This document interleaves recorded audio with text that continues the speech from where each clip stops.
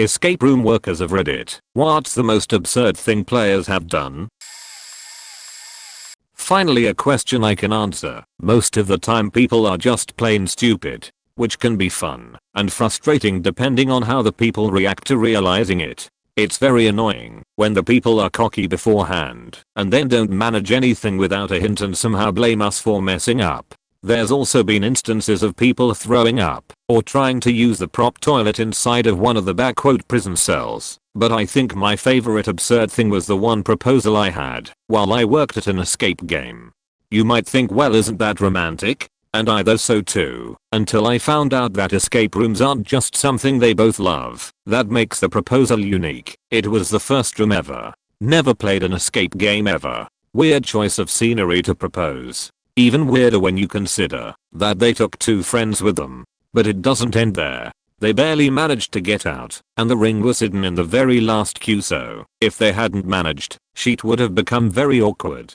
It did anyway, because when he proposed, neither of their friends really reacted to it, just stood there blankly, which was made even worse by the fact that the guy was supposed to film the whole thing, which he didn't, and the other girl didn't even know he was proposing, so the surprise at least should have coerced a smile out of her. Nothing. The proposal speech was also delivered with as much passion as a paper bag, and as it turned out the dude told everyone at the reception that he didn't really want to marry her, at least not for the time being, but she got pregnant, so now it kind of pushed him into it. She said yes, but holy shit, all of us watching were hoping she wouldn't. Now imagine proposing, or even worse being proposed to in an escape room, knowing you are being watched and listened to through cameras. What an absurd choice to make.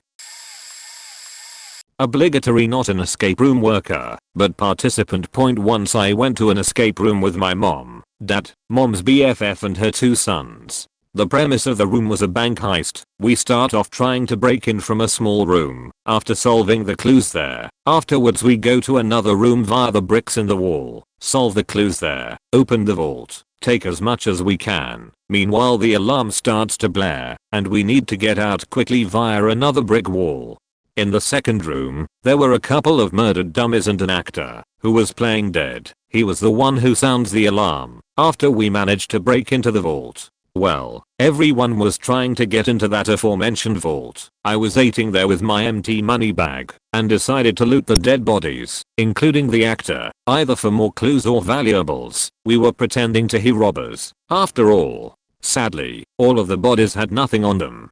After all is over and done with, we took the money bags ABD managed to bolt. We sit there and talk about the room, pretty thrilled. That was when the GM comes, laughing his ass off, in tow with the actor, who looks pretty bewildered. What they told us was that during the 3 years, at the time, this escape room was created, nobody had tried to frisk the bodies, not to mention so thoroughly. I checked every pocket, even took the shoes off the dummies. Didn't go that far with the actor, though. I felt really bad. I didn't realize the actor wasn't a dummy. He was laying on his face during the heist, and I didn't take his shoes out because I noticed the paper with the code on a shelf close to the body. I was mortified. I had checked even his back pockets. My group was faking laughing their ass off. Guy was pretty young too, and new in this job, so I guess we were both pretty embarrassed. Edit. Oh, wow. My first award ever. Thank you, kind stranger. Obligatory not an escape room worker, but a friend of mine, and I checked one out in Denver, and while we were waiting to go we were chatting up with the worker about any funny stories they've witnessed. She told us that one time a couple had come in who were on a first date. Since they could overhear everything, they found out that the plan was to do an escape room and then go get dinner and drinks afterward.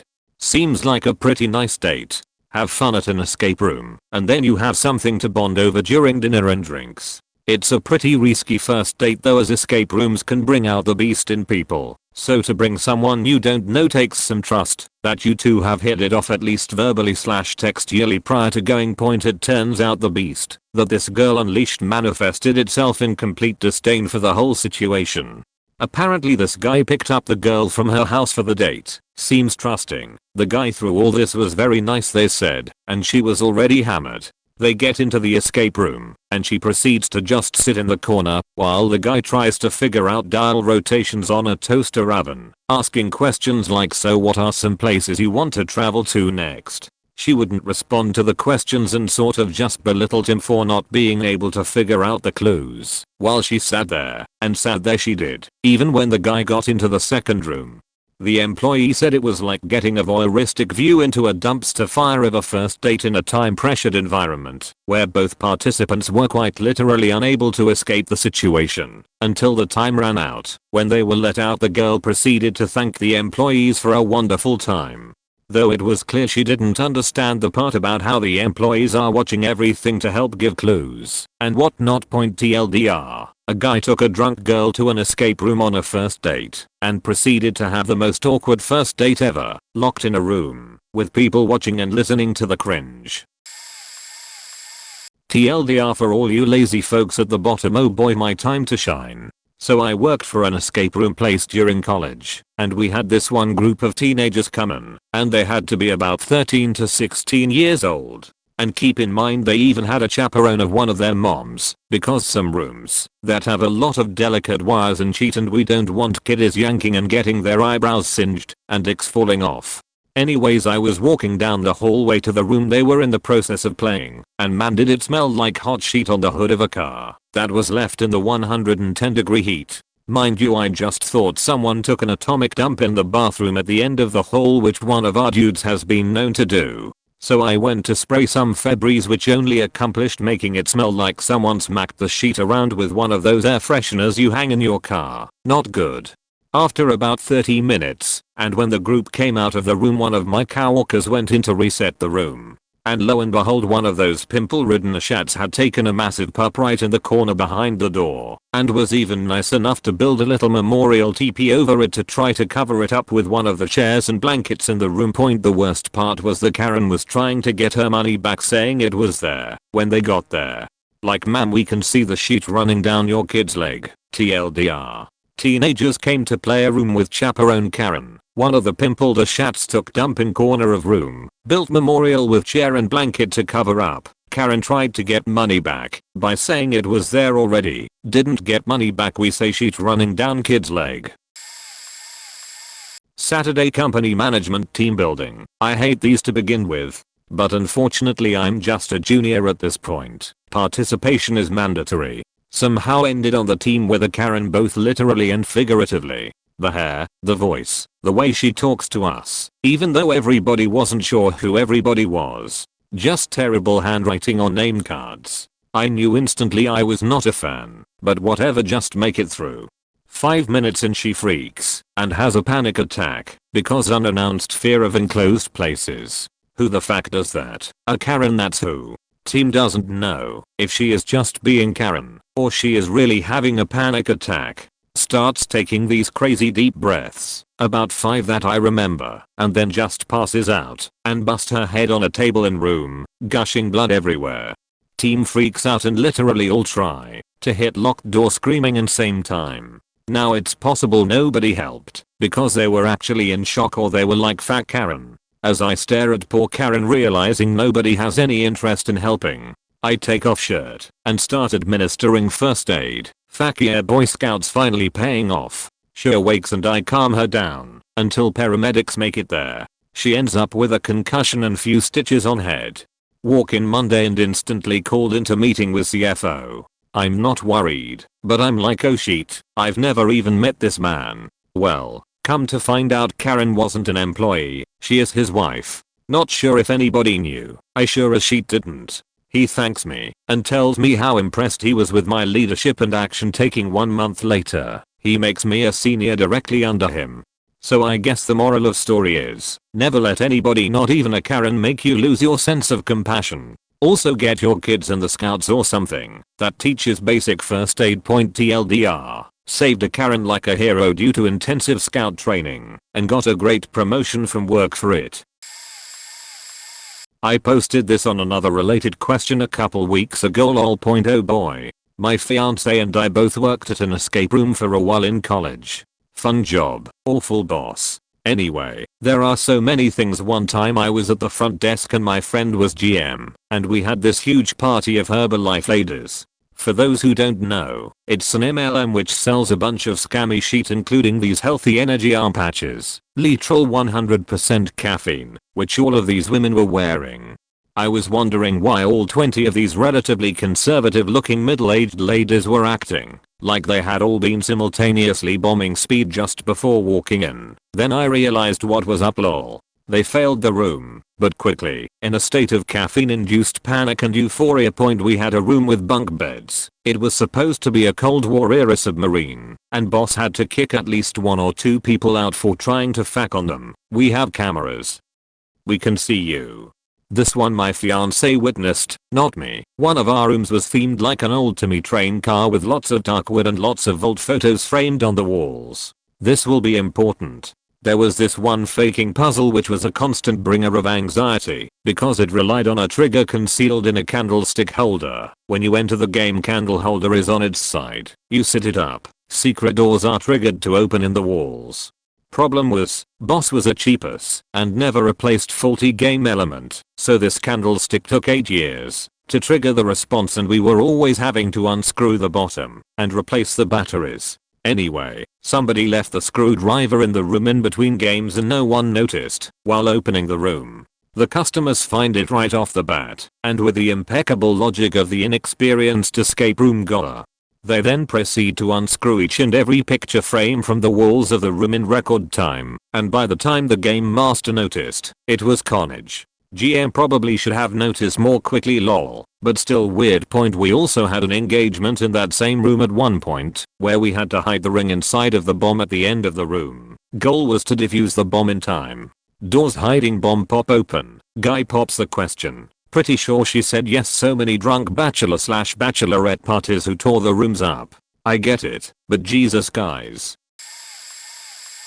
Had a group finish in 20 minutes by skipping the 2 other rooms. The final door code was GPS coordinates which you could find in the 3rd room. Turns out in the very first room one of the decorations was a world map, old one like leathery from 30 years back. One of the participants knew geography and how to read GPS coordinates from a map.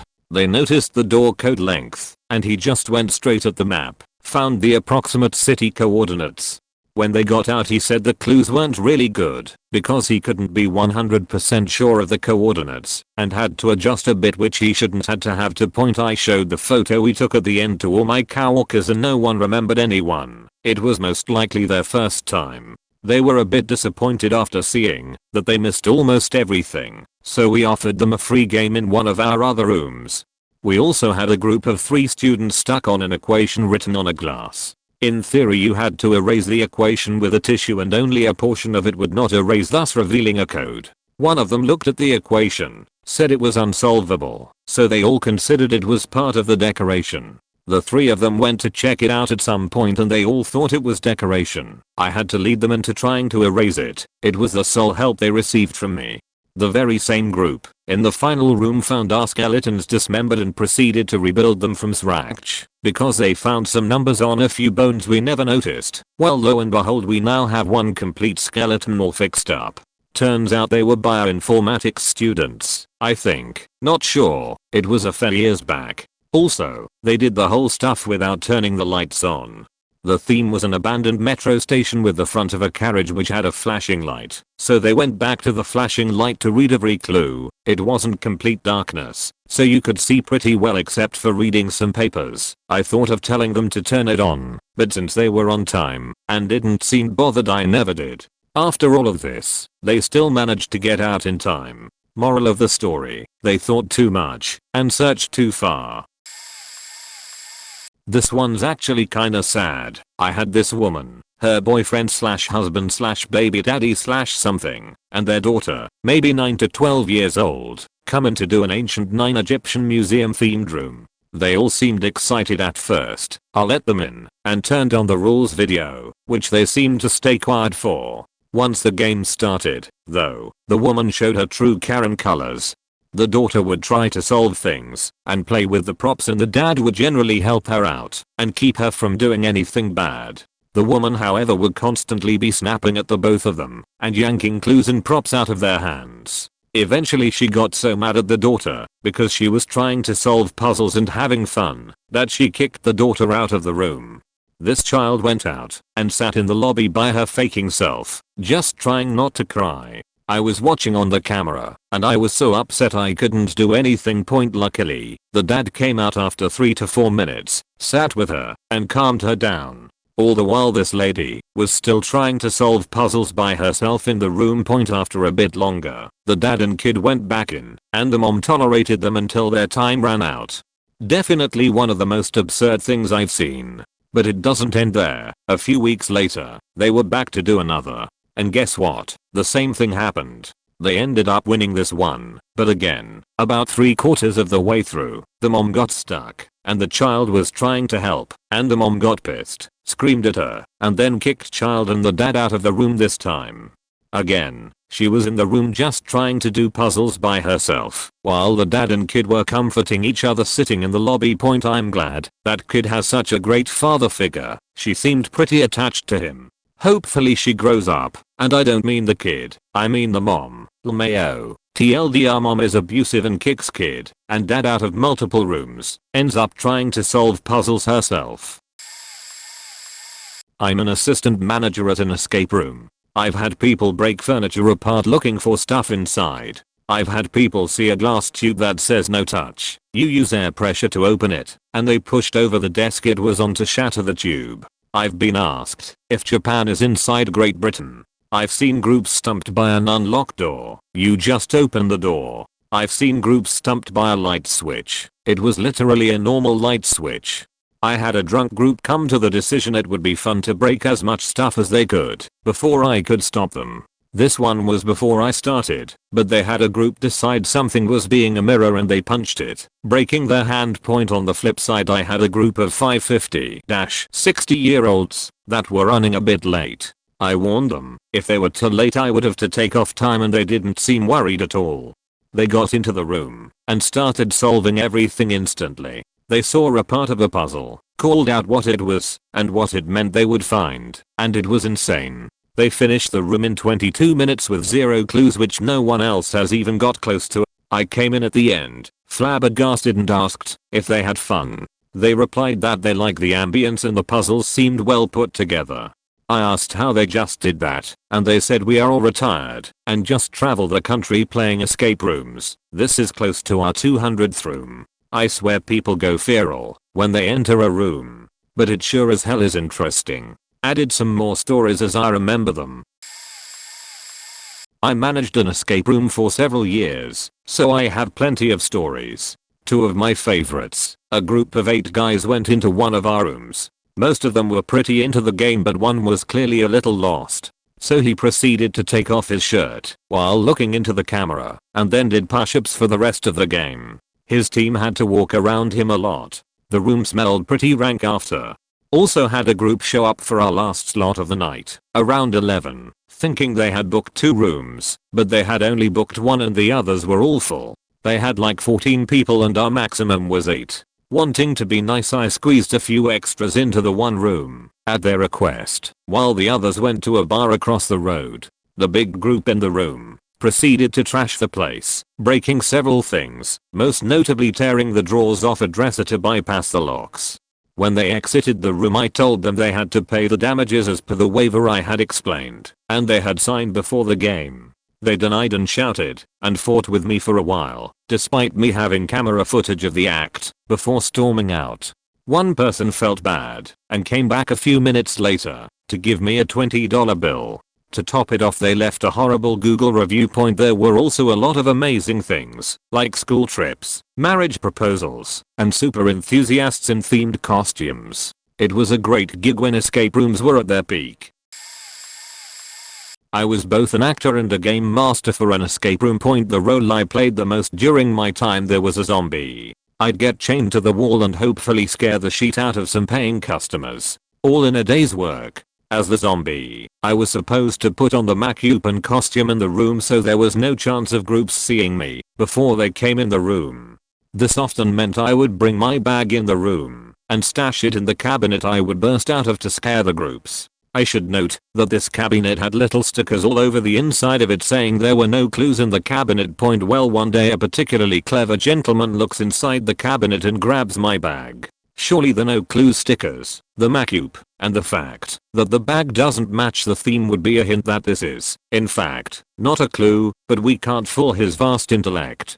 They are but a clever ruse. This observant genius proceeds to dump my sheet on the floor, finds my actual keys and then starts checking them on the locks around the room. I'm trying to stay in character, so I start snarling and screaming at him, and try to signal the GM that, hey, this dude has my keys. GM does nothing, so I have to wait until he gets bored and tosses the keys on the floor with the rest of my possessions. I then had to unchain myself, grab my sheet, shove it in my bag, put it back in the cabinet and chain myself back up, all still in character. Even though the group had this high IQ individual, they didn't get out. Unchaining myself and zombie screaming in that guy's face was very satisfying. Oh. A question I can answer are the very first rules. Don't climb on anything. Yet, people have climbed on everything, including a rickety old wooden dresser, to pull down a sign that said in massive letters, "Don't touch." Not part of the game. There's a fragrance cabinet full of candles. You're meant to smell certain areas to match them up to numbers. There's little holes for the players to stick their nose in. Someone stuck a bunch of locks in there. We never open it and didn't expect this, so we didn't find the locks for weeks. Other players found them when they tried to do the same thing. There's one room that used to have an RC car component and now doesn't. Therefore there's a small hole the size of a doggy door in one of the doors. Behind that door is a room they can't enter but can see into from several windows, and in that room is a TV, which one puzzle requires them to turn on. The box that plays the video is always running, and the remote for the box sits in front of the TV. The TV display itself is controlled by a swinging remote. They are supposed to swing from one window and catch from the other. Multiple people have gotten the smallest member of the group to crawl through the RC car door to use the box remote instead. I'm surprised anyone had ever fit, to be honest. There's probably more, but it's 12:30 AM here and I'm tired. I might edit with more later. Oh boy, finally an Ask Reddit I can answer to. Some of my highlights. Some guys smuggled in a lot of small bottles of liquor, the ones you can drink in one sip. They managed to always drink them out of our sight, except in the last room, where they really didn't care anymore, or were drunk enough. The problem, they left the bottles everywhere. Days later we still had groups finding some of the bottles, and to this day I'm sure we are still missing some. Another one. I'm from Europe, and since that accident in Poland our safety regulations are pretty strict. Every room has an emergency button which opens the door next to it. We always tell our customers to not press the button, except if needed to, because it would mess up our electronics and they could not play further after pressing it. This is complete BS. We use those buttons regularly to move between rooms.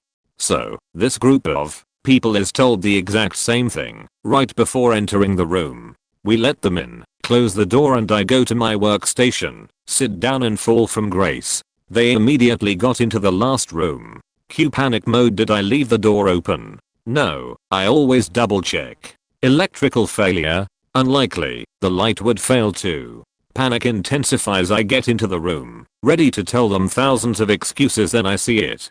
The button. The exact button I told them not to press is pressed. So yeah, that was a short game. They afterwards told me they wanted to see if the button really works. Yes, it does. It always does. TLDR. People are stupid in the most entertaining ways.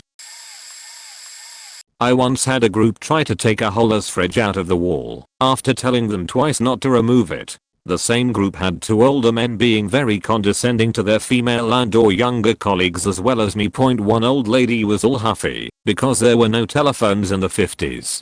Had one group yell hello at a dark crawl space for about 5 minutes until I told them there probably wouldn't be an answer unless they explored it.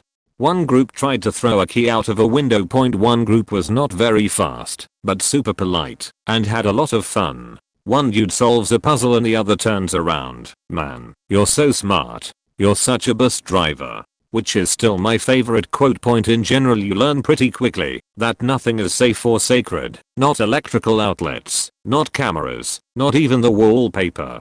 Also, through many funky situations, it really helped me set boundaries and assert myself, since I'm the one guiding and deciding, so to speak. It has helped me learn to cope better with stressful situations and adapt, as well as being a job that really keeps you on your toes at all times. In conclusion, it has been the most fun work experience I have ever had, and if I'm able to, I want to continue working in the field for a long time. In a zombie escape room, I, Game Master, once told a group that the zombie might be willing to give a clue if someone meowed. All 10 people started doing animal impressions for 20 minutes. Bad ones. Rolling around on the ground, making terrible screeches and howling. One guy sounded like a dying pterodactyl, and he was jumping with his arms in the air. I had been trying so hard not to laugh, but I managed to get out, "What the hell animal are you trying to be?" To which he repeated the screech and continued jumping, showing off for the zombie actor that had his back turned to keep from laughing, and yelled, "I'm a kangaroo." Another screech. His girlfriend grabbed him and lowered his arms, just shaking her head, "No." He proceeded to do this for the duration of the entire escape room. There are so many examples of similar things, I can hardly recall. People act totally insane under pressure, and you can generally lead them to do anything. As a zombie actor, I've had people scream in my face, throw things at me, fall into props, or into me, pray in every language, and to every deity, and sexually harass me in every language as well. You put on some scary makeup and suddenly even seemingly normal people say things like, "Shut up and show me your zombie tigs, beach." Okay, Uncle Marvin, calm down. Oh, lol. It's standard for us to give the players pertinent information about the room they're about to be in, without giving anything away, of course. This includes the info that there are surveillance cameras installed around the rooms, so we can see what's going on while they're inside, in case they might need help, from clues to, in rare cases, medical assistance. With that in mind, there are players who would just end up calling our attention via camera to ask for puzzle answers instead of, finding out by themselves. Now, we don't always give out hints, we tell them this beforehand, because not only does it ruin their experience, they also knowingly paid to solve the puzzles themselves. Plus, they are not the only ones we are monitoring at any given time, as there would be other players in other rooms as well. They would get so mad when they don't finish the game before the time ends. Even if they did nothing other than ask us for answers, make out in rooms, knowing there are cameras, and we are monitoring them. Some would try looking for blind spots, some just didn't care. It's just awkward. Themed motel rooms exist, and if I'm not mistaken, they cost far less than escape rooms. Break items and claim that they were already broken when they arrived. Again, we have cameras.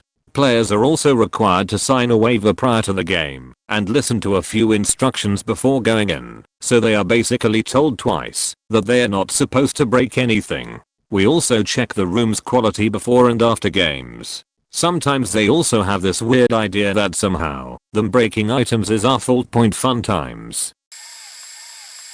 I worked at one for a few months this winter before quarantine started. One of our rooms had a clue hidden on the window blinds. You had to turn them so that the strips lined up to read a message. We had one group who saw this, and instead of lining up the blinds, they tried to remove the entire blind fixture off the window. The manager bolted upstairs to stop them, since they weren't hearing us on the intercom.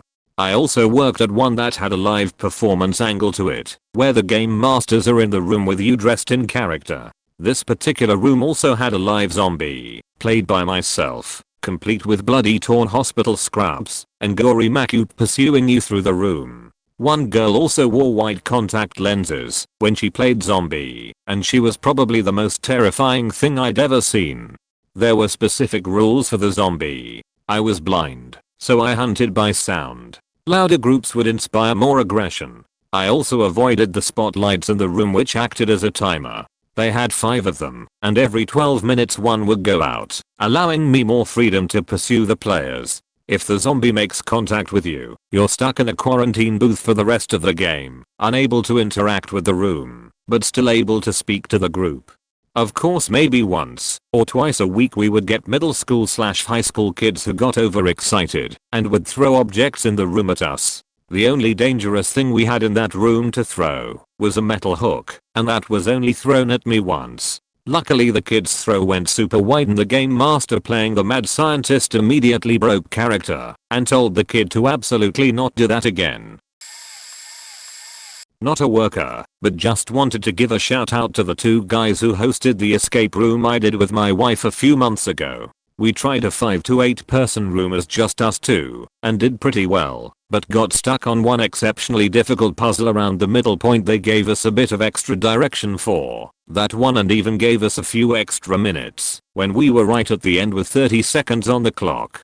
At the end, we escaped. They explained the specific puzzle had just been given a brand new layer of difficulty, and every group that day had failed it. We apparently came surprisingly close to solving it, possibly because it had so many moving pieces. Figuratively speaking, and being a smaller group, we could remain more focused on the task and not get distracted with a bunch of ideas being thrown around. This led to close to an extra hour or so where they just chatted with us about our thoughts on the puzzle, exchanging ideas and telling us a bit about the puzzle making process. They asked us about where we felt we got stuck, what was obvious, and what was too confusing, etc. And it sounded like they really took some of our feedback seriously to adjust the puzzle to make it more manageable for future parties.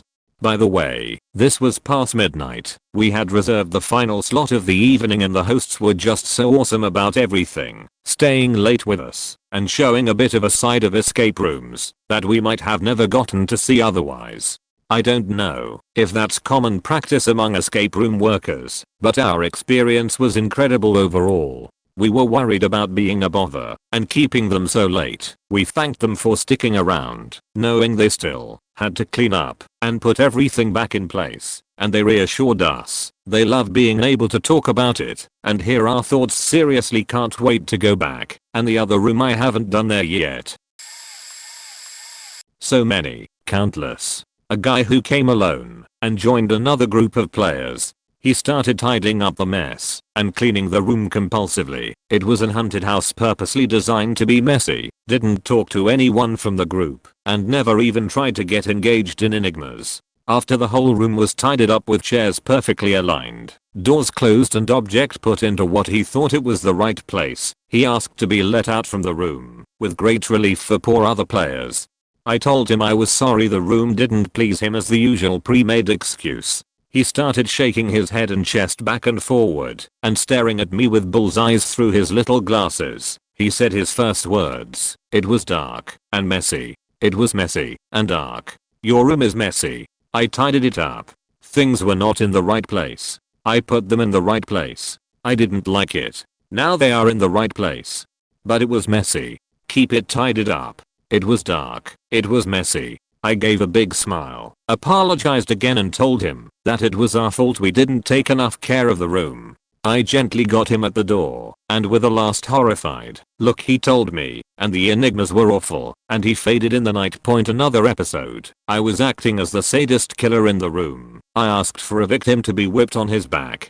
The chain I used was metallic, but I used to be very gentle and careful in order to not hurt anyone, and I'm happy to say in a year it never happened. A beautiful woman offered herself as the victim. Everybody had big fun during the torture. Other players were asking to whip her harder and she faked to scream in pain just to stay at the game. Her screams had something sexual. But I really didn't find it weird, because most of people of both sexes see it as something from BDSM and sexualize the thing just for fun. What I found weird was when I was on the point of leaving the room and take off my mask as my task as an actor was over. She grabbed me. She wasn't scared by my disfigured mask and looked into my eyes, put her body very near to me, and with huge innuendo she said, "A pity you are leaving, but when this is over, you'll need to whip me again, and harder." No follow up. Already posted on here, but this is a separate event in the same theme room. There was statue of a titan that moves to the left and revealed a small crawl space somebody had to crawl into and pull the lever for the next puzzle. You can usually tell right off the bat which people are logical thinkers. figurative thinkers, and others who've never tried a puzzle in their life. Well, these three took cool for this college-aged guys. We are actually the smartest ones in the group and figured out most of the puzzles and contributed a lot to the rest of them. So they get towards the end, they get to the statue. The group agrees on using their final hint. I don't even remember the hint, but there was a book given to them that basically drew it out, and I told them the name of the statue, which is one of the titans. After 10 minutes of trying to figure it out, the group decides to all kneel, like he's a king walking down an aisle, which they were the first group I've ever seen do that. Of course, the college dudes didn't kneel, looked at each other, and busted out laughing, telling them that's not it. The group responded by telling them to kneel, and it'll work point. That started a small argument, so I stepped in on the mic and said I just wanna say he's a titan, not a god. They all said oh, then finally stood up point again, like most groups for this theme, got to the final puzzle, and got stuck point edit, a word. Went to one for my father-in-law's birthday. It was a zombie themed one. The room resembled a disheveled office with a bathroom on the side. The zombie was chained to the bathroom, and as time went on the chain got longer. There was also a game master inside the room with us. We were a large group, and it was an absolute clusterfuck with no one communicating or working together. Every 10 or so minutes the zombie would feed where the actress would mime eating brains, and would not interact with players. This was to give us a chance to explore the bathroom for clues. For some reason part of our group fixated on a small wooden panel in the bathroom towards the ceiling. No one could reach it normally, but there was a sink mounted to the wall under it. The sink was only mounted to the wall, nothing else supporting it. Members of our group convinced my wife to hop on top of the sink and try to open the panel when the zombie was feeding. She was on top of it for all of 2 seconds before it broke off the wall and shattered all over the floor. At the time I was doing service plumbing for a living, but no one thought to run this brilliant plan by me, lol. Nobody got hurt thankfully. I did let the zombie know to avoid kneeling/crawling in the bathroom, as broken porcelain is no joke. She growled at me point. We did not solve the room. Escape room worker here. I've seen lots of absurd things that players have done, but to me, I think the more absurd stuff is when you see them blatantly do things you tell them not to do and try and act like it never happened. This didn't happen to me, but it happened during my shift to a coworker. He had a group of foreigners come play cause my boss decided to put coupons for foreigners on some foreign website for more business, and most couldn't speak English except for a couple of them who could speak in basic conversational English. He handed them the walkie-talkies for hints, gave them the usual spiel, but specifically said for the room they were in, to not force any doors open. The doors in that room would slide open when all the puzzles of the room they were in were solved properly. 10 minutes into the game, we see them in the other rooms and we think that's impossible. Half the puzzles haven't even been solved yet. He asks them on the walkie-talkie how they managed to get in so quickly, and we see on the camera the guy holding it look at the walkie as we were talking, then turns it off and puts it back in his pocket. At this point he goes in to find out what happened. They make some excuse saying the doors opened on their own. He doesn't believe it, so he asks them to exit the room and wait in the lobby, which they do. We tell them there's no way the door just opened on its own without all the puzzles being solved. They are stubborn and swear the door opened on its own. We go back to check the cameras, only to see them sticking their fingers through a small gap in the door and forcing them to slide open, which breaks the mechanism that opens the door, which he told them not to open, and even pointed at the doors when he showed them inside and said do not open. He denied completely, but then we show them the video footage of them deliberately forcing the doors open. The guy who was combating us then just smirks cause he knows he's being caught and scoffs and just sits in the lobby with the rest of his friends on their phones, ignoring us. We eventually kick them out. They then have the gall to leave us a 1-star review saying that we left the doors open and got mad at them and didn't even let them finish the game, nor did we offer them a refund. Point the nerve of some people. So maybe not exactly what you're asking here, but we did an escape room in Buffalo, New York about 18 MOs ago. We get to within 5 minutes of the place. It's an hour drive, and the guy texts saying his card reader is broken, so it's cash only. First red flag. We find an ATM and proceed When we get there the guy isn't even at the place, but there's dog shit smeared all over the floor of the lobby like someone tried to clean it up with a dry broom. Host shows up 20 minutes later, very apologetic, in a Tesla. He refuses to close a door to the Tesla. Says it was broken into, and if he closes it it'll stay locked. Second red flag. As soon as we're in the room we notice there's zero imagination. It's literally just a bed, a couch, a couple dressers, and a broken TV. All of this stuff looked like it was thrown out at Goodwill for being too nasty. We find a blacklight flashlight with no batteries. We look for batteries for like 45 minutes. We can't get an answer out of the host on the intercom. I leave after another 45 minutes and find him passed out in his Tesla. Total time 1:30 at this point. He tells us the batteries are a mistake and texts us all the combinations to the locks in that room. He says he's going to McDonald's and asks if we want anything. We tell him we aren't going to eat anything he brings us. There's just a door on the side of the room with like 6 locks on it, and the combos were all just drawn on the walls in invisible ink. There are no batteries. Host needed the batteries for his TV remote in the lobby, so he just took them and forgot. Point. The business owner next door says the same guy keeps scamming people and just changes the business name every time he gets bad Yelp reviews. He also says it's the first time he's ever seen the Tesla.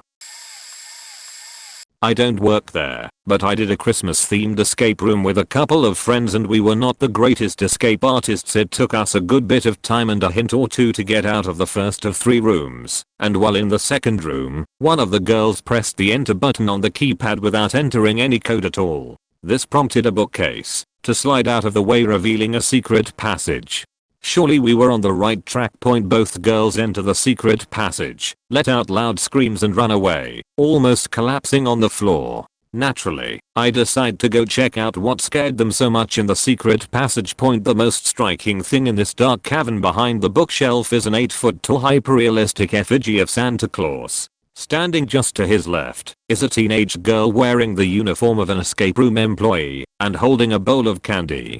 The girl informs me that the secret passage opened by mistake. We are not done yet. I can't have any of her candy, and we must go back out and finish the rest of the escape room. Point. The other escape room employees came over the intercom to make sure the girls were okay and apologize for the mistake. Apparently just pressing enter on the keypad was enough to open the door. If the last group to use the escape room had finished the puzzle and entered the correct code. We eventually finished the puzzle and met Santa and his little helper the correct way, and she did give us the candy the second time. I worked at an escape room venue for the better part of 3 years. A few of the more notable stories are awkward family arguments, where it's obvious the father has anger issues, to the point where it's incredibly uncomfortable to watch as they get more and more frustrated. Our build/repair guys leaving a cordless drill in one of the rooms and my watching in horror as a group tried to use it to unscrew a puzzle podium from the wall. Thankfully it was dead, and I ran in there before any real damage could be done. Our first room, which eventually got remodeled, had a puzzle involving filling a barrel with water to make a key float to the top of the tube. Well, the float we used somehow got saturated and didn't float up, so the group decided to turn the barrel upside down to get the key. So yeah, had to take an extra 10 minutes to mop up the floor after that one. In our horror themed room, people would get scared and then complain about not being able to play the game. Why would you pick the scary room if you don't want to be scared? Drunks. Drunks were either the best or worst groups. I've had amazing drunk groups who laughed at my jokes during the rules/room story setup and who used the radio to joke with me more when they needed clues, and they were some of my favorites. But the bad drunk groups, on the other hand, the less said, the better, indignant people who clearly weren't understanding the puzzles and clues, but got angry because they insisted it was our fault. Look, Karen, I'm sorry you can't grasp simple math, but that doesn't mean I'm the asshole. Point. There's a ton more stuff, but I don't think it's anywhere near the level of absurdity of stuff I've already listed. Point. I miss it though. I miss my co-workers more than the actual job, but I miss it all the same. There were so many when I worked as a games host, but there was 3 incidents that I remember most. I didn't witness them, but they were things that had happened prior to me working there, and my colleagues told me at the time. A couple were in one of our rooms that were horror themed, and when you first start the game it's pitch black, and you need to find a way to turn on the lights. Anyway, this couple were moaning at each other the whole time, and not in a good way. Essentially they kept muttering things under their breaths, getting annoyed when small puzzles couldn't be solved. My colleague tried to send them hints every now and then to get them focused on the game, but that didn't work. I think about halfway through their arguments escalated, and the women screamed at the camera and said something along the lines of "I'm done. I've had enough of you. I wanna end it. Get me out. I wanna leave." My colleague went in and unlocked the doors and she stormed out without saying anything. The guy followed and said, "Thanks sir, sorry you had to see that." They went out, and the man walked to the right and the women walked to the left, which was a dead end by the way, so you see her walk past again a few minimums later, but yeah, it was super awkward. Another couple came, and I'm so thankful I didn't host this game. It was a lady and her boyfriend and they picked the horror themed room. The guy was on crutches, so my colleague offered him a chair to put into the game to help him out in case he was in pain from standing too long. Anyways, they were playing the game, and throughout you could hear them flirt with each other and say things like "Oh you're so smart, "Oh you're so strong." Then I think 20 minutes in, after going through the first room, they started to touching and making out with each other, and the girl jumped onto the guy and they carried on by dry humping while she was in midair and he was holding her the whole time. It was so awkward cause my colleague wasn't sure what to do. Nothing like that had happened before. My boss came and told her to put on the sound for losing and get them out cause there are families in the next room. When debriefing she was like, "Oh sorry you lost. Did you have fun?" And the guy was like, "Oh yeah, loved the puzzles. Shame we didn't make it." The girl looked really embarrassed. Anyways, they left and he proceeded to exit with back on his crutches, even though he had the strength to hold her up the whole time. Till this day, if we talk about the incident, she's always says, "Ugh, I can still remembering hearing them through my earpiece." There was a wedding proposal being held in one of our other rooms. It was a police themed one, and you had to break someone out of the room. Basically at the end, if you win there's a life-size ish plush person that greets you in his jail cell / room.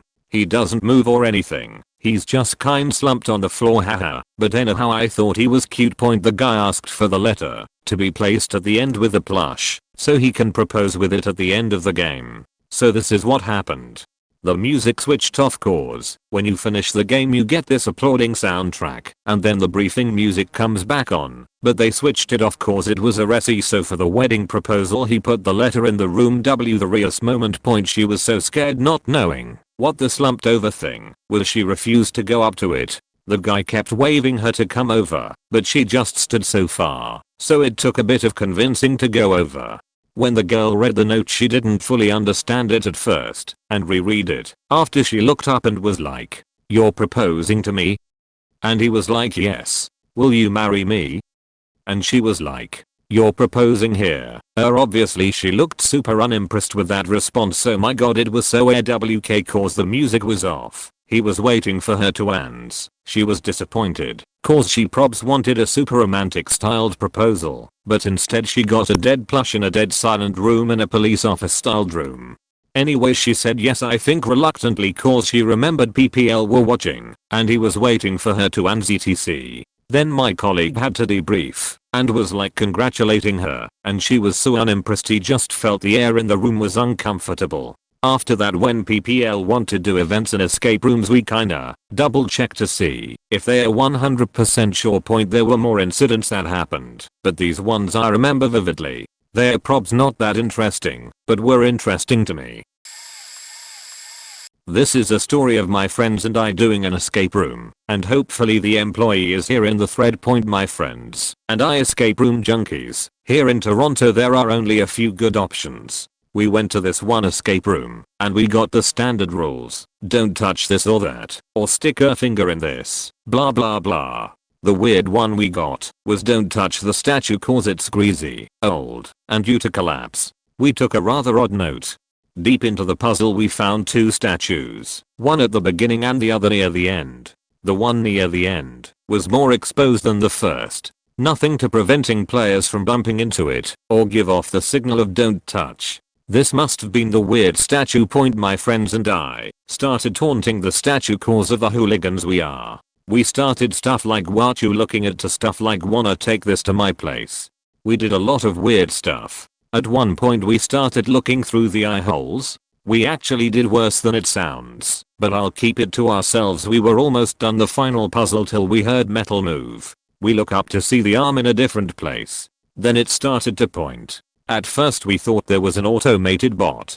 There's no way it just stood there until everything. But then the motions looked too fluid. There was an actual human being in the suit. As we walked out, she, emphasis on the she due to the previous remarks we made, it what we thought was an it, started laughing and waving at us as we left. TLDR, at an escape room, my friends and I accidentally harass an employee for 10 minutes straight. TLDR, drunk group didn't follow the rules very well. Tried to break down a door with a rolled up carpet. So I worked at an escape room place for 1.5 to 2 years. One of my favorite stories to tell is from within my first 2 months working there. Late one night a group came in to play our Sherlock Holmes themed room. They had obviously been drinking before coming, so I assumed it would be a hell of a time watching them try to solve puzzles. They were pretty entertaining trying to sign in and get ready, so I was chatting with them and trying to make sure they would like me so they would be more likely to listen to my rules. Standard tactics I used, especially when alcohol was involved. This time, didn't go as well. I take them into the room and run them through all the rules. One of the final rules that we give for that room is to not touch a carpet on the ground because it is just for decoration. Lots of people assume it has a secret code or trapdoor under it, but it's just there to protect the floors a bit. I get their game going and head into our control room to monitor them. About 20 to 30 minutes in, and everything's going pretty well. My boss and I are laughing over some of the shit they're doing, and there's no problems. Boss decides to go out for a smoke break and I of course am still watching the game. I get a phone call, and so I look away from the screens for a minute or two to grab the phone, see what the person is calling for, and get my computer set up to help the person on the phone. Well, all of a sudden, I heard a thud. I look at the cameras confused as hell to find that my group using the carpet as a battering ram to attempt to open a secret door they had found. I ran with the phone attempting to tell the person I needed them to hold for a second as I burst into the room to the second thud. I asked what the hell they were doing, and they told me they assumed they needed to use it to get into the door because the puzzle they solved wouldn't open it. Well, turns out they never actually input the answer in any way, shape or form. Upon showing them where and how to answer the puzzle, the door popped, and they all slowly worked on putting the carpet back and were walking around with their heads down like guilty kids the rest of the game. In the end I made sure nothing was broken, no damage luckily. They apologized profusely and then proceeded to tip me like $60, $20 from 3 different people, and one even asked for my drink of choice and bought me a bottle of whiskey from the liquor store next door as an apology.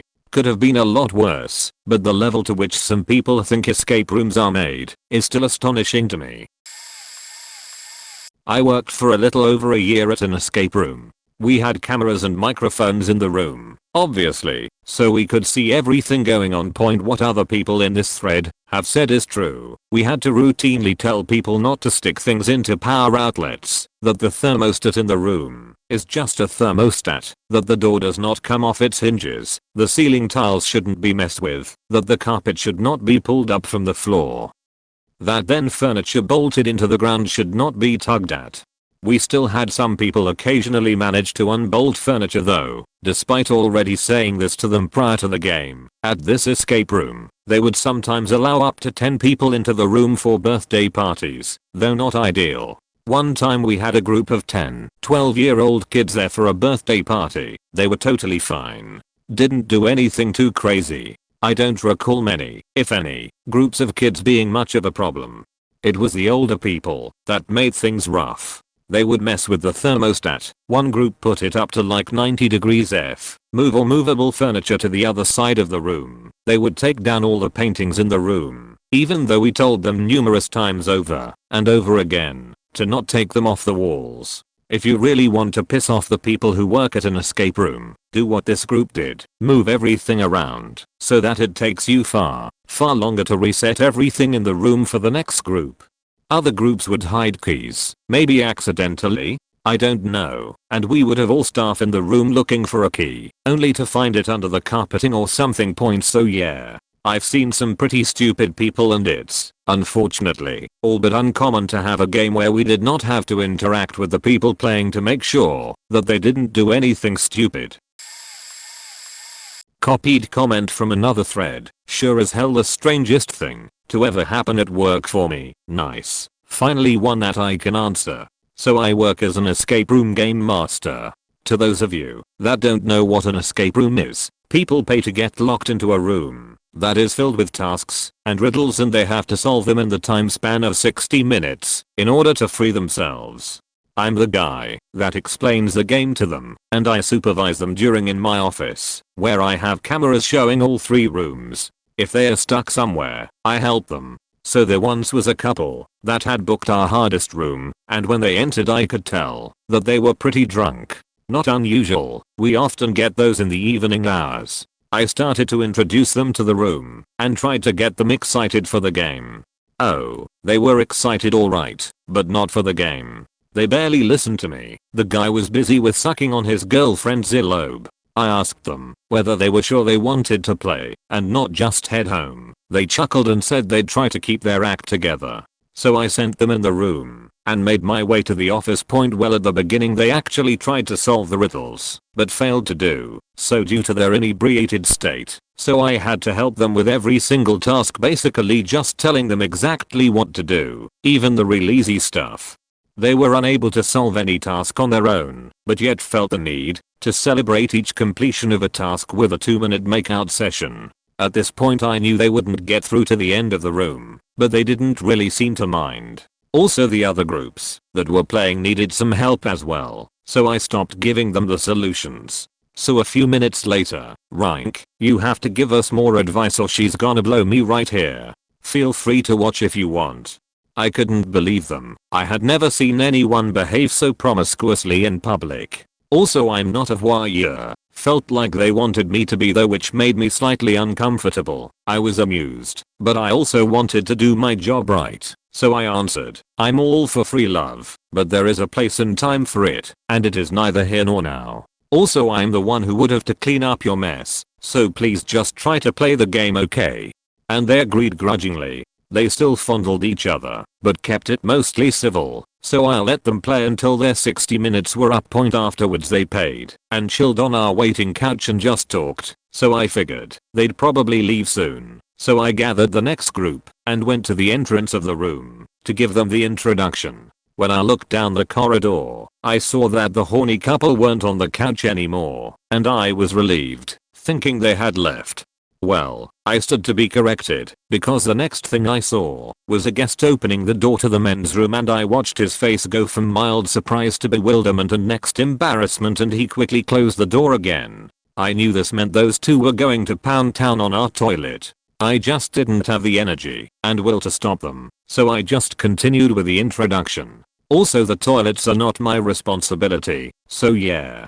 When I got back to the office I asked my coworker whether the crazy couple had left, and he confirmed that indeed they had. He saw them leaving in a hurry. Few minutes later the same coworker came over to me telling me the sink in the men's room didn't have running water anymore. So I went in there with gloves and checked everything. I felt like I was investigating a crime scene. I saw that the tap that regulated the water flow to the sink was right next to the toilet.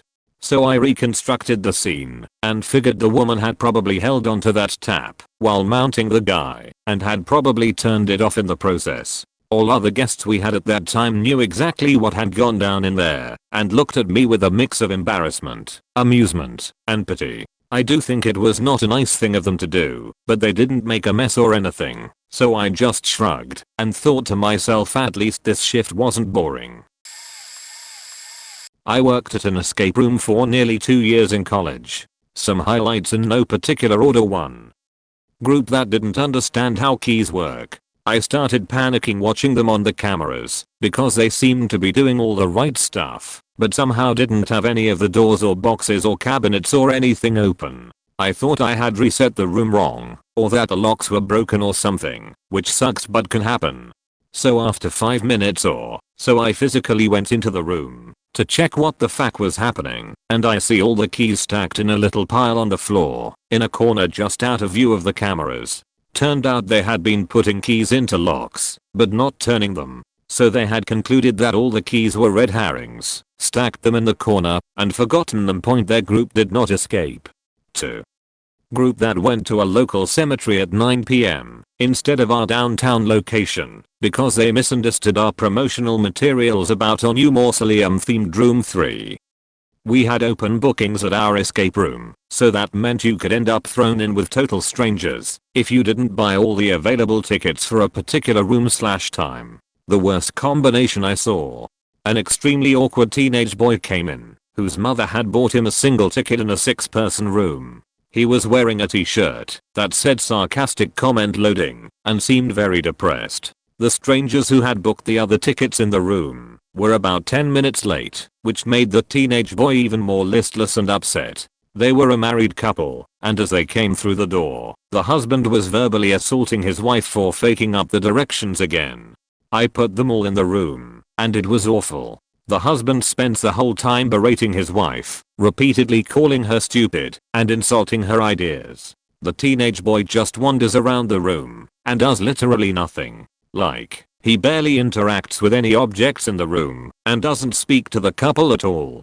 The woman is the only one who is trying/doing anything, but she is so beaten down by her horrible husband that they basically make it nowhere after an hour. I was relieved to let them out and send them on their way, but I still shudder thinking about having to watch the 3 of them.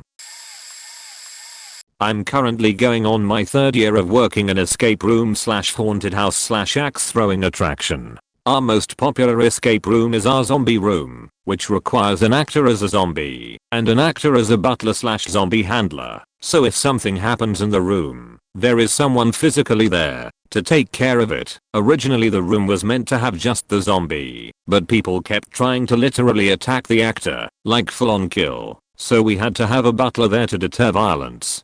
Plenty of times people have peed themselves in the room.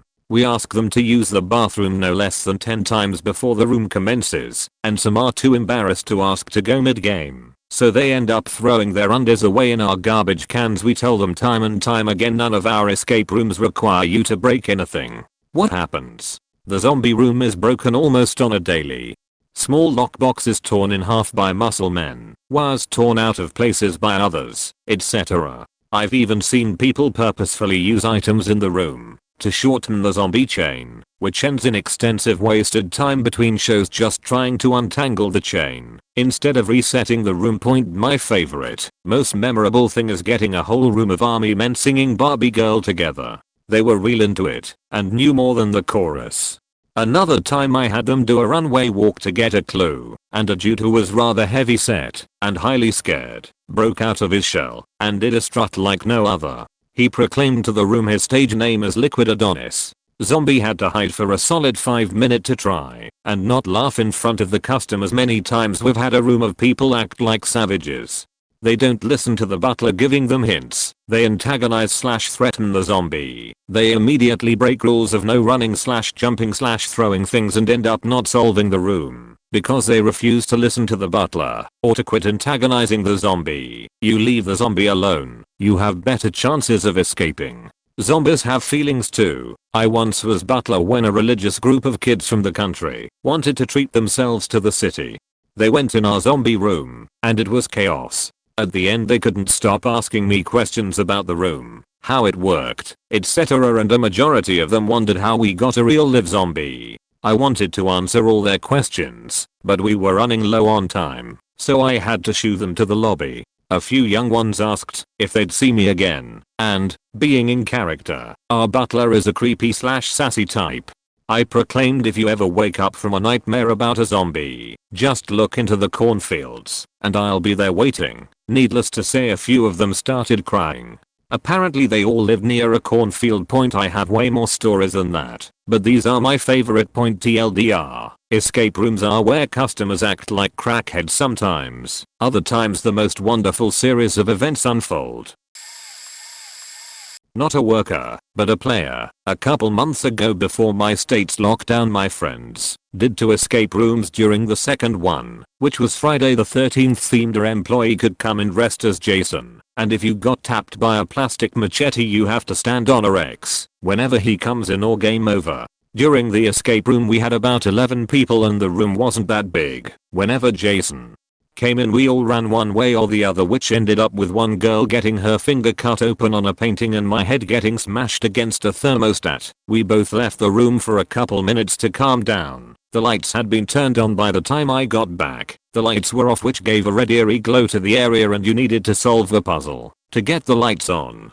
I remember multiple times while running from Jason we would accidentally knock over a plant or get pushed against a wall because of how many people were in the room and moving around. We all surprisingly made it out in time, and not to mention some friends taunted Jason and he would run after them. Me and 2 guys ended up untagged, so win-win for the girl that got her head smashed against a thermostat. But I can thank one of the guys shielding me from Jason because of my slight anxiety. If you were there you would have seen my meltdown and how frightened I was. Honestly it was not that absurd I guess, but some of the annoying TikTok girls of my friend group were just singing some audios from TikTok to taunt the Jason. I low-key feel bad for the worker playing Jason though. From my wife's time working there. Story 1. Someone literally took a sheet in the corner, on camera. Story 2. Anonymized. So there was an ex-NFL player who used to come through the place from time to time, and he came to check out the new room with one of his NFL buddies and his wife. The new room's theme is meant to be like a cheeky meter thing, where an ex-employee decides to get back at customers who left him bad Yelp reviews.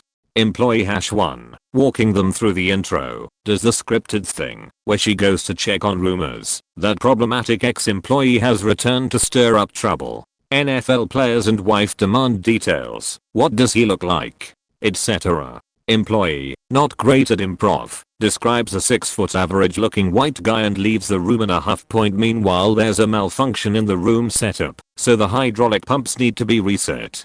Each one pops in succession, a room away from where NFL players are hanging out. Employee #2, who just so happens to be a 6-foot average looking white guy, decides that this is a good moment to say hello to an NFL player who is actually a childhood hero of his and his favorite ever player. He bursts in the room to say hello. NFL players and wife, not understanding that this is a scripted thing and believing the pop sounds to be gunfire, believe that they've caught a mass shooter. Wife runs out to get her phone from the lobby to call 911. NFL player 2, a former lineman, grabs employee 2 and is about to beat the crap out of him before manager runs in to avert catastrophe. NFL player puts up a Facebook video about it the next day. He gets some free rooms as a sorry you thought it was a mass shooting, and they reworked the intro. I have 2 stories. The second, I was a legit worker having been paid to design a puzzle. That story is, and I imagine shall forever be, my go-to meditative focus when contemplating the inanity of the universe we find ourselves in. For the first one though, while I was technically a salaried worker attending a mandatory work event, in a much more accurate sense I was a player. So I'm on a work team building session that features a literal escape the room via the locked door by solving all the puzzles to get the final key gimmick. A haughty prepper, there's probably a better description but this gives you the idea. Co-worker picked the final lock with a wallet lockpick kit. He kept it in his wallet, if you were wondering, within about 20 seconds of starting, and was so faking proud of himself. I can't describe the smug self-satisfaction oozing off of this guy. I'd bet he's on this very Reddit thread today still telling the story, with a few adjustments of the truth of course. For you see, after a few glorious moments of his, what later turned out to be for the rest of us, oh so juicy gloating, it was quickly communicated to us all that the door was never actually locked. I mean, obvious safety concern, right? What he had been fiddling with was really no more than a mostly empty hole drilled into the wooden door with a painted brass plate on top or some shit like that. A little under an hour later we had solved all the puzzles to get the novel ridiculously oversized golden key prop that fit in the lock he had expertly picked earlier, haha. He played it off as if he had immediately recognized the door wasn't locked and did it for a joke. Clever enough response to save face, but I witnessed that childlike giddiness when he thought all his well-documented online efforts had just yielded such spectacular results, and it couldn't have been faked. To this day I relish seeing the realization dawn on him.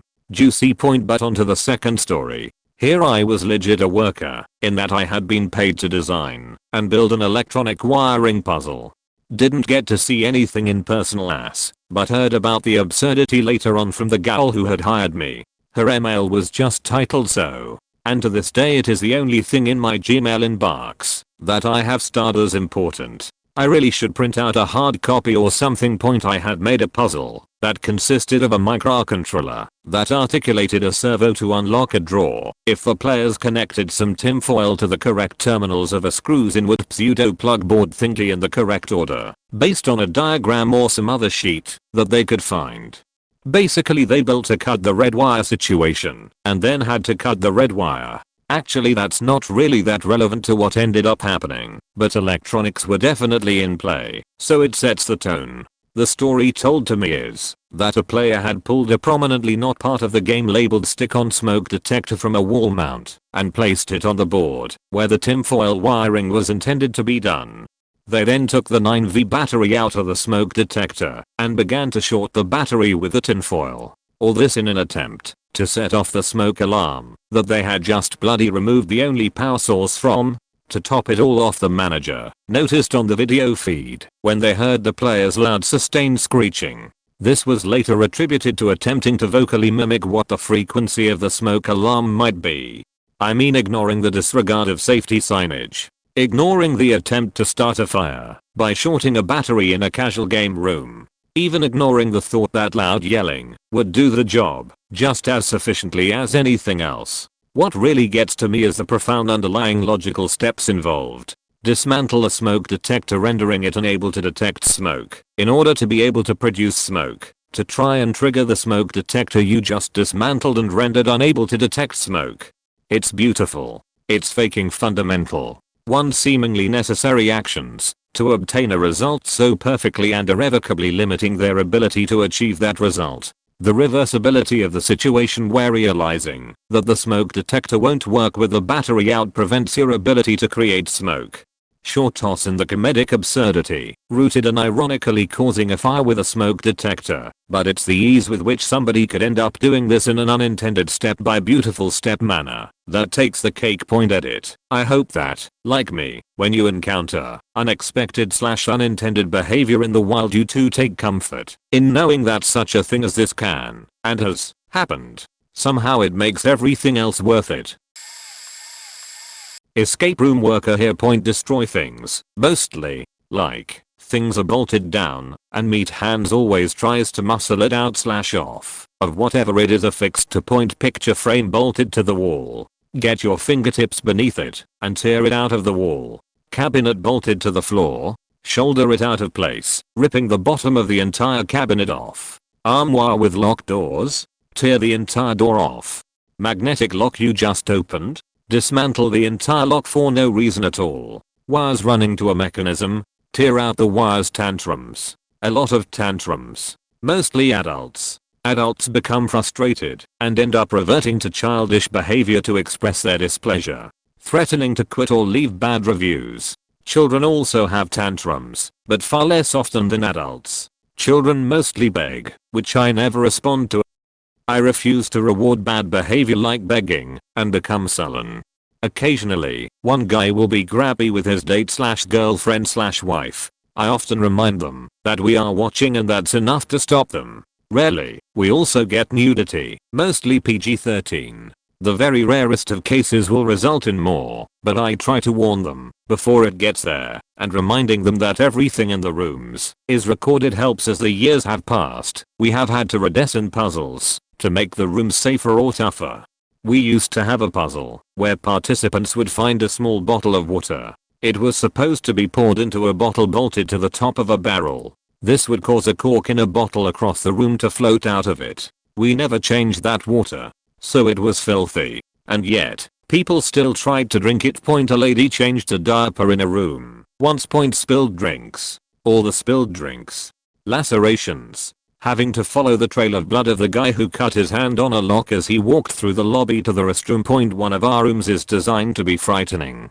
We don't do actors, too many tough guys reacting with violence, and no animatronics, too much of a risk of people being too close and getting whacked, so we just play sudden frightening noises.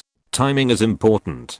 Play the right sound at the right time and people will absolutely jump. One time a guy stumbled backwards in terror into the rest of his group and put his foot through a box on the floor. We generally don't recommend younger people do the frightening room, but we trust an adult to make that determination for the younger members of their party. Once, I built the tension with subtle sounds before unleashing a loud noise that literally scared the shit out of a kid. He left the room and went to the restroom before remaining in the lobby to wait for the rest of his party to finish. When I went in to reset the room, there was a noticeable odor, but no physical evidence. Our rooms are accessible to everyone, so no handcuffs, crawling or blindfolds. I know it's not as exciting as being handcuffed to something, but I dare you to handcuff an octogenarian to a bedpost or radiator. Not gonna happen. The hardest thing to get most people to understand is that we are not trying to defeat you with our room/puzzles. It doesn't bother us at all win or lose. We just want you to have fun. Most folks would have more fun being walked through the room, which defeats the purpose of doing the room in the first place. Some folks are more upset when you give them more help, insisting on figuring it out themselves. These are best types of folks, only asking for one of 3 available clues. When they need it. You only get 3 clues. We cover this in the safety video we show you at the beginning. I also explain this when I get the team into the room. Despite this, people get frustrated when they blow through their clues in the beginning and then want more. We absolutely talk shit in the control room. We are genuinely happy when folks figure things out and move forward. We definitely ridicule folks who can't figure out the simplest puzzles we designed. I'm not a very smart guy, but I can figure out most of the puzzles that I didn't have a hand in. It's a collaborative thing when we design and build the rooms. We test the puzzles on each other to see if the average person can figure it out. They test the simpler puzzles on me because I can usually figure them out. The puzzles are all logic based. All of them. Occam's razor applies here. And yet, folks still draw insane parallels, go on wild tangents, and make bizarre assumptions. An escape room I used to work in had an actor pretending to be a zombie tied to one wall, and me acting as a doctor, and the participants back against the opposite wall, the one part of the room that the zombie couldn't get to. The point was to distract the zombie, so you could go on the other side of the room and look for clues. One of the ways to distract the zombie was that the lights would occasionally turn off and black light would turn on. Then the actor playing the zombie would pretend they couldn't see, and during that time you could go on the other side of the room and solve stuff. The room setting was an abandoned laboratory, so we had a lot of fake medical equipment and stuff to kind of help make the room look real. One of the key things about this place as someone running the rooms is that you weren't ever supposed to break character, but give hints relative to the setting, like you're experiencing everything for the first time with the customers. So during one of the blackout periods I see this dude wandering all around the edges of the room, but didn't say anything because he wasn't hurting anything, and the rest of his group was struggling with everything. After the lights come back on he comes up to me and goes, "Hey, I think your compass isn't working," trying to be quiet, and being so dumbfounded I literally just yelled out, "What faking compass?" and look down and see he's holding a blood pressure gauge. Dude had wandered around the room with it, thinking it was supposed to point him to something, I guess. One of our games is centered around a hacker that you have to out-hack. You have a computer terminal and have to find codes and enter them in the command prompt. Well, a guy from one of our groups, let's call him Jerry, tried random codes with hacker jargon and accidentally entered an admin command that switches the system to maintenance mode. It displays a list of other commands that we use to test different parts of the room. One of these commands was linked to the fire suppression system. Jerry thought this was part of the simulation and executed a command for a test of the fire suppression system. Now, due to the expensive equipment that makes up the rooms, we don't have a normal sprinkler system. No, our system is much more advanced. When a fire is detected, a 2-minute timer is announced, during which guests must get to the now unlocked exits. After 2 minutes the doors seal themselves and all the oxygen is drained from the room, which stops the fire. However, during an admin test of the system, it is assumed that everyone is outside the room already. We use the same admin menu in all our rooms, so our guys would be executing the command from a separate terminal, and there is number 2-minute timer. The doors sealed themselves with the group still inside, and the oxygen started draining. We were able to shut down the system before anyone was hurt, and everyone walked away from it fine. However, the room was shut down for a few weeks while we fixed it to prevent this sort of thing from happening. We didn't get sued. The family was pretty understanding, and we had a good laugh about it the next time they came to us. This one kind of fits the bill. Point back at my old job we had a "you've been captured by a murderer" sort of room. You're trapped in his spooky mansion and have to get out. Point now, for some reason, the parents of a 13-year-old girl and all 5 of her friends decided they wanted to do this room, which can be quite spooky for adults even. Point we tried to talk them into one of the nicer ones, but no dice. So I blindfold all 6 of these 13-year-old kids and lead them into the first room. The first room is pitch black and has ambient creepy sounds. It took them 20 minutes to get up off the ground and stop screaming in fear in character. I asked them if they wanted to leave, but no, they were determined to finish the room despite having only 40 minutes left and only just have started, blindly touching things in fear to get out. Point in which case I thought, fuck it. In for a penny, in for a pound. Walked over with my manager and another co-worker, pulled 2 knives from the kitchen, cracked open the door the tiniest amount, and just started going at it, sharpening the knives in the most deliberate and horror movie way possible. I've never seen a group of people run so fast into a wall and fall into a pile for the next 40 minutes. They said they had fun afterwards though, somehow. That's one of the only times I've never even seen the first clue be solved. Easiest reset of my life. That doesn't answer your question, but is escape room adjacent. Point so, I'm a spoiler spaz. I hate spoilers of any kind. When I absorb a narrative or any media, I want to go in fresh. Not a word, not a whiff, just blank canvas. So I'm in the escape room on my birthday. All of my friends and family know me and my spaz Y tendencies. They know that I want to participate in each step of the process and that I want to figure it all out with them, not have something be found and opened while I'm looking elsewhere. When we go in, the employee lets us in and tells us that they can see us from the cameras and to push this big red button if we need help or we if want to be let out for any kind of emergency. Point well, this motherfucker would not shut his mouth. I'm looking at some prop bone, turning it over in my hands, and I set it down. The guy comes on the overhead, unprovoked, and says, try looking at it again from another angle. Beach did I faking ask, but it's my birthday, and I'm not trying to be a dickhead and ruin the day by getting mad. Point, but that faker did it 2 more times. He completely ruined the reward of solving this puzzle. Fact that dude. Point I paid for this experience, to be locked in a room, and try to solve my way out. How dare you tell me the faking answers? I'm mad just thinking about it. If you can't quietly watch someone solve, or not solve, a puzzle, then you shouldn't be working at a faking escape room. Literally, I don't understand what must have been going through their head. You think I just want to pay you so you can tell me how to get out of this fake trap? It's made up. It is literally designed so that the result is discoverable. Shut the fuck up. I got so many stories, but here's one I'll always remember. One of our escape rooms has an incinerator that must be opened up first, and then someone has to climb some steps into it. No, it's not a real incinerator. In order to press a button inside it, someone has to press this button, and another person has to pull a lever elsewhere in order to drop open a hidden panel to a secret room. This hidden panel makes up one of the walls of the incinerator, and gravity likes to slam it down, making a loud noise and potentially startling whoever is inside the incinerator. One time, I had a group of ladies in their 30s doing this room, one of which was very heavily pregnant. These ladies were real jumpy, and this room, apart from a few loud noises, isn't meant to be scary.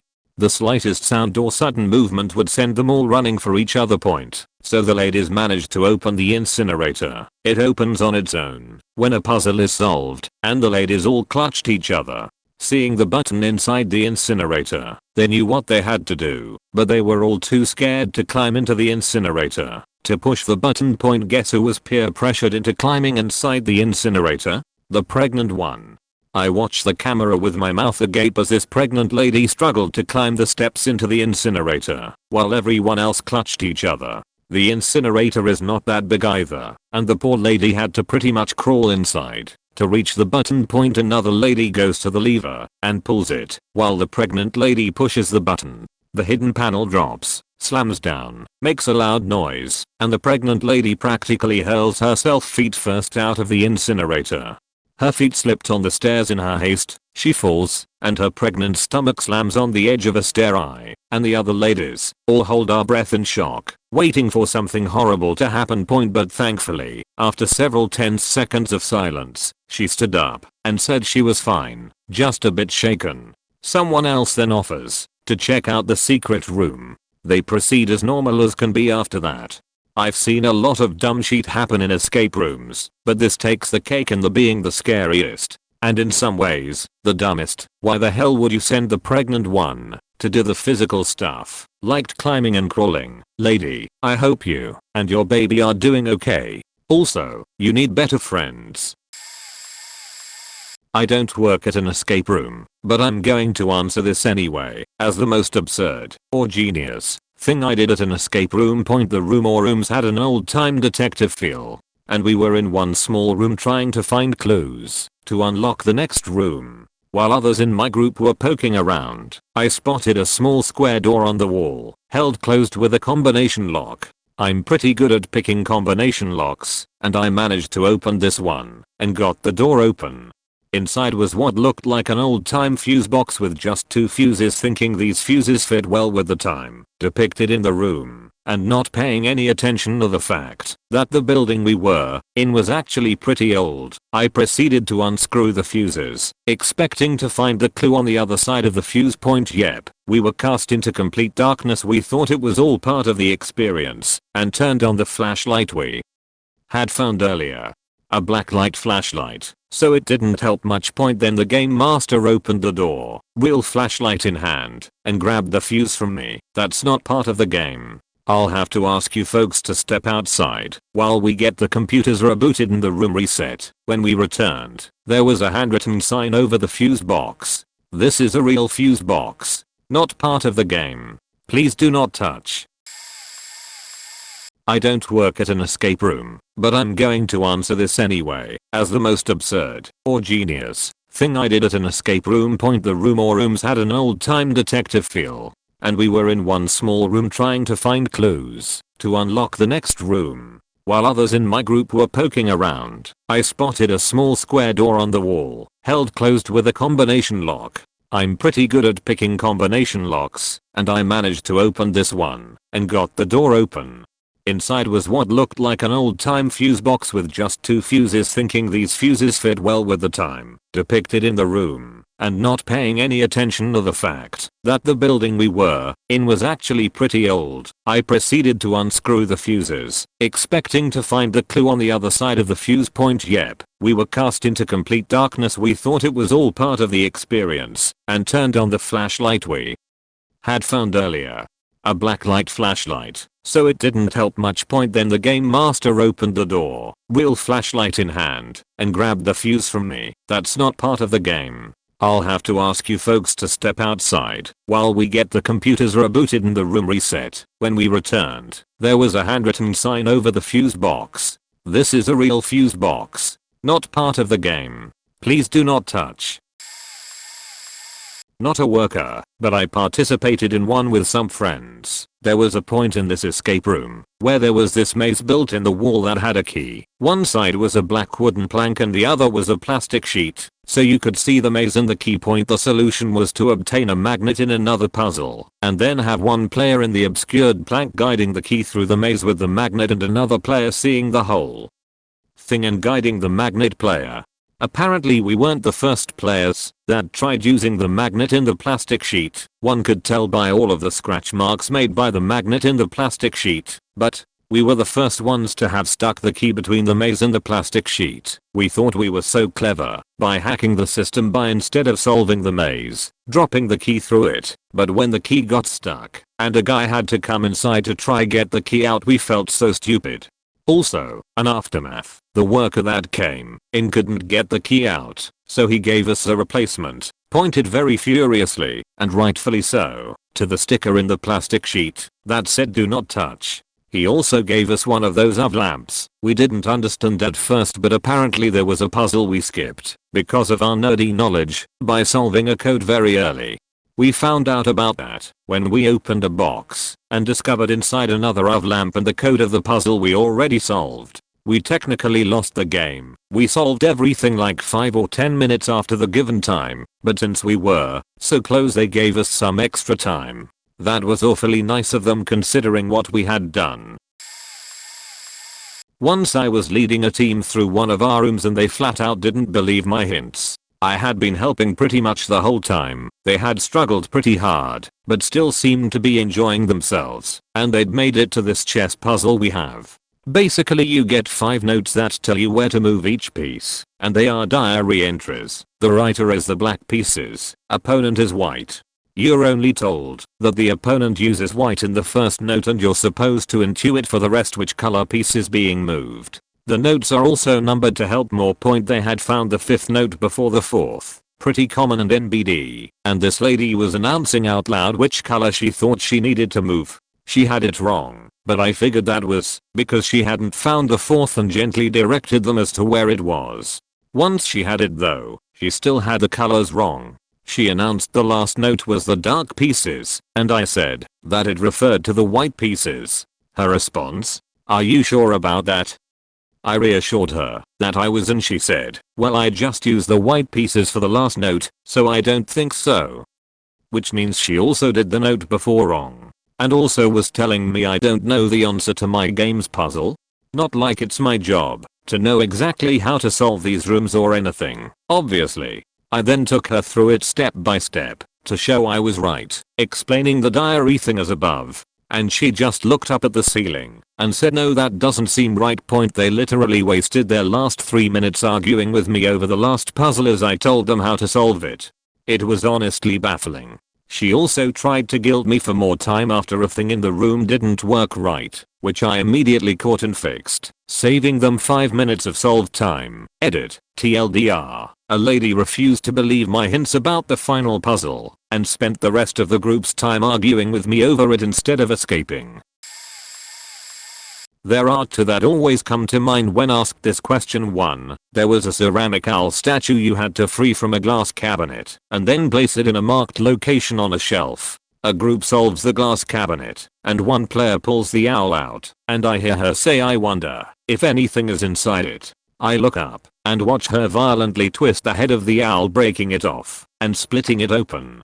All I could think is, why on earth would you think a statue with no way to open it other than breaking it would have something inside it? And yes, directions were given at the start that nothing needed to be disassembled or broken open. Point 2. This was not one player. This one was a constant issue. There was a painting, you had to turn the light on for it, and a code would appear in shadow across the surface of the painting. The light switch was on the frame and was a standard turn knob like you would find on any lamp. The kind you rotate until you hear it click, and then it is on and turn again for another click to turn it off. Nearly every single group someone would stand there spinning the knob rapidly, hearing it click over and over as if they had never seen one of these switches in their life. They would sit there for 30 seconds making it click before giving up and walking away. If they were lucky they would stop with it on. If not, I would usually send a click, not click click click click click click.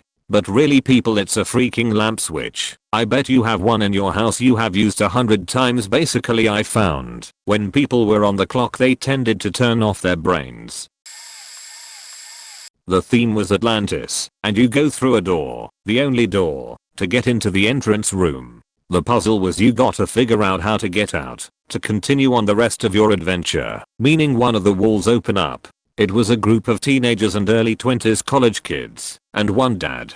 Not old, but he was definitely a dad. Now the entrance door, again, the only door in the room, had a button next to it that says press to exit.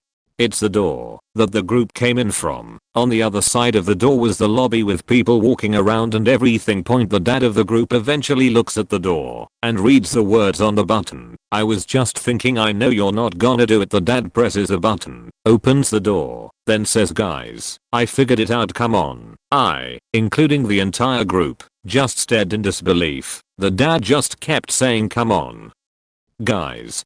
The dad couldn't figure out why they weren't going with him, and I had to tell him that's not correct and that's the door they entered from. He proceeded to look around the lobby and the doorway saying, are you sure? Like, dude, really? The group actually made it to the last puzzle and couldn't figure it out. I don't blame them. I don't even understand how the answer was supposed to be interpreted from what they were given.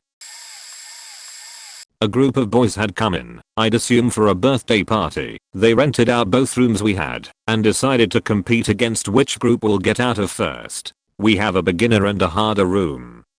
The parents were nice and my coworker and I had talked to them while we watched them on feed. Now, boys are boys, and they will always be. However, these boys were not only loud after telling them not to be, but kinda destructive. Eventually, the group from our harder room got out first and started yelling at the other group from the other side of the door, which we told them not to do. It took the parents to make them calm down. The parents in which apparently had their house burned down. Once the group in the beginner room got out, I looked at how stressed my coworker looked. I asked him why. He told me that the group of boys from the beginner room had apparently torn down the curtains that covered the windows of the room. A rule we have is that you don't mess with the curtains, plus there's literally nothing around the curtains for them being pulled down on accident. Anyways, I'm resetting the harder room with my coworker and that's when the dad comes in and apologizes, which is very much appreciated, and gives my coworker a $100 bill, said for a tip or to repair it. After that, they had left. My dad had to help put the curtains back, but they didn't need changing or anything too extreme. After that, I left with my dad. My coworker gave the tip to our boss towards the escape room. I've only been working at the escape room for about 5 to 6 months, but I gotta say the job is actually very fun and great to meet and talk to new people. The parents were very nice and considerate and the kids may have been hyper to no end, but that's how kids are. Former escape room moderator here. I worked one several years ago during the summer before my senior year. I once forgot to lock the door into the second of the 2 rooms, and they figured out it wasn't locked. They went briefly into the second room, and one of them locked the door jokingly, then they forgot about it. 5 minutes later the door was closed, and they were all locked in the first room again. Story 2, in this same room, which was police themed, one of the players is always in handcuffs. Usually, if it's a birthday party, the birthday girl or boy is the one handcuffed. We had this whole thing where the group is waiting to go into the orientation room, and one of us comes out and arrests the chosen target. Then we take them into the room while the rest of the group is guided to the orientation room. This one time there was a cute girl about my age and from my high school who was having a birthday. My supervisor did not know this, but was busy with paperwork and told me to go arrest the birthday person. And so I did. The problem came when I opened the door to the escape room and someone had apparently turned the lights out in the hour before the arrest, after I had reset the room. I kinda just pushed her into the room and ran to the control room to turn the lights on. They all knew there were cameras and she was cool with it, even cracking jokes about it during the escape room, and she told me afterwards she thought it was hilarious that people at school found out that I had been employed to handcuff a cute girl and take her to a dark room, and I was too embarrassed to go to school for a week after that got around. I learned that people have very interesting trains of thought. The strangest and most infuriating thing has to be this. We had a clock in the room. It's rather high up on the wall and the numbers its hands were pointing to were a clue to a puzzle. I give them the spiel about not breaking anything. Nothing on the wall needs to be taken down, and you get a flashlight. If it dies, please radio me for a replacement. About 20 minutes into this one group's adventure, I get radio telling me they need a hint. I come in, and they begin explaining what they have done. Apparently, the flashlight flickered when they turned it on, and they took that as a clue that the battery did not belong in the flashlight. They ripped the clock off the wall, it was glued there, and jammed the battery into it, then put it back. 10 minutes later nothing had happened. What now? I told them that that was unnecessary, pried the battery back out. There was glue residue everywhere. It was not easy, and gave them a nudge towards opening one of the locked boxes they needed first. Then I left. A few moments later I went oh shit, and went running back into the room because I realized that they'd left the battery in the clock for 10 minutes before they called me in, and the hands were in the wrong place.